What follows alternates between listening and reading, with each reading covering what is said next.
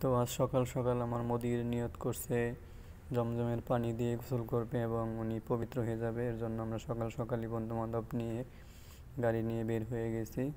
আমরা মূলত বাকালার উদ্দেশ্যে বের হয়েছি। রাস্তায় যেই দোকান বা বাকালাতে জমজম কূপের পানি বিক্রি করা হয় সেইগুলোতে আমরা যাব এবং সেই দোকানগুলো খুঁজতেছি।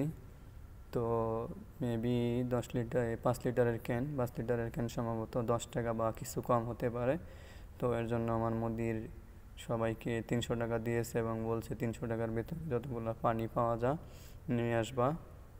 তো আমরা সেই মোতাবেকই রাস্তায় যাচ্ছি এবং দোকান খুঁজতেছি বা বাকালা খুঁজতেছি।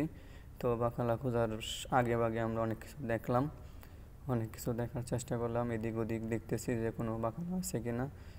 তো সর্বশেষ আমরা বাকালার খোঁজে প্রায় কাছাকাছি চলে আসছি।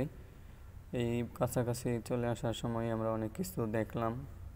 তো সেই সময়ই এই যে আমরা মনে হয় বাকালার অনেক কাছাকাছি চলে আসছি। তারপরেও আমরা বন্ধু বান্ধব যারা আছে সবাইকে বলছি এই যে আমরা বাকালা চলে আসছি, এটা হচ্ছে বাকালা, এখানে আমরা পানি কিনবো, এর জন্য আসছি। এখানে আমি এবং আমার বন্ধু সহ 4 জন আসছে, সবাই পানির উদ্দেশ্যেই। এই যে দেখতে পারতেছেন এই যে জমজম কূপের পানি, এটাই 5 লিটারের ক্যান।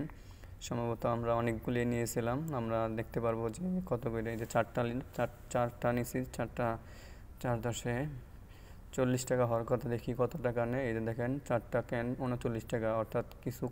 তো সবাই ভালো থাকবেন এবং আমাদের পাশেই থাকবেন, ভিডিওগুলো লাইক দিবেন, শেয়ার করবেন। ধন্যবাদ।